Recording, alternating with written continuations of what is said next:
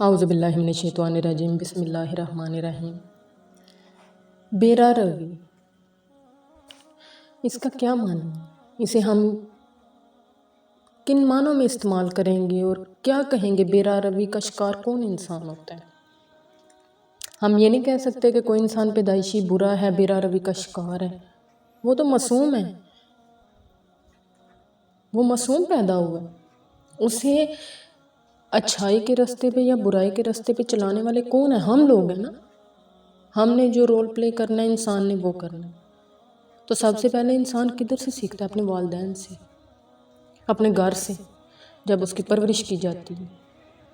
اس کے بعد وہ باہر کی صحبت میں نکلتا ہے انسان، پھر وہاں سے سیکھتا ہے۔ تو آج کل کی جنریشن جس راستے پہ جا رہی ہے، بہت دکھ ہوتا ہے دیکھ کے، سن کے، کہ بیرا روی کا شکار عام انسان، ہر عام سے عام، ہاتھ سے ہاتھ انسان ہو رہا ہے۔ اس کی وجہ کیا ہے؟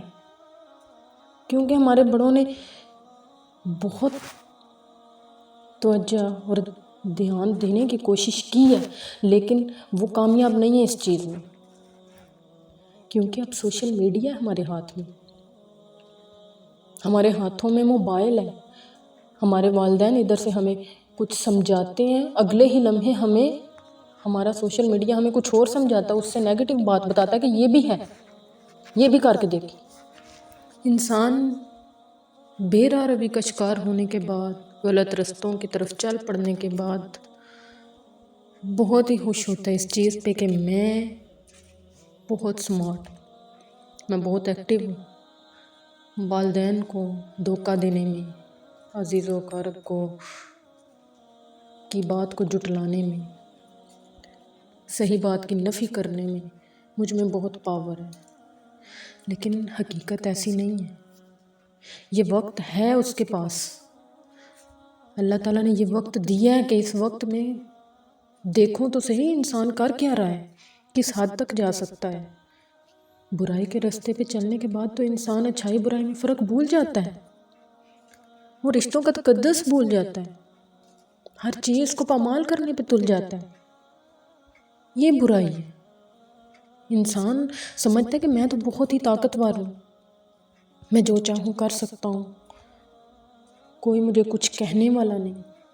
کیونکہ والدین بھی پھر ایسے انسان سے، ایسے بچے سے ڈرتے ہیں کہ اسے ٹوک دیا، روک دیا، کہیں جدا نہ ہو جائے، گھر چھوڑ کے نہ چلے جائے، یا کوئی اور قدم نہ سنگین اٹھا لے۔ یہ آپ کی جیت نہیں ہے، یہ سب سے بڑی ہار ہے ایک ایسی اولاد کے لیے جس سے اس کے والدین ڈرتے ہیں، صرف اس لیے کہ کہیں یہ آگے سے بد زبانی نہ کرے۔ وہ بد نصیب ہے اولاد۔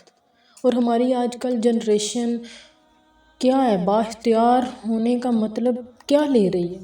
کہ والدین کی مداخلت ختم ہو جائے ان کی زندگی سے، والدین انہیں پوچھنا چھوڑ دیں کہ کیا زندگی میں چل رہا ہے، کس راستے پہ وہ چل رہے ہیں۔ اس چیز کو با اختیار کہہ رہی ہے ہماری نوجوان نسل۔ یہ تو با اختیاری نہیں ہے۔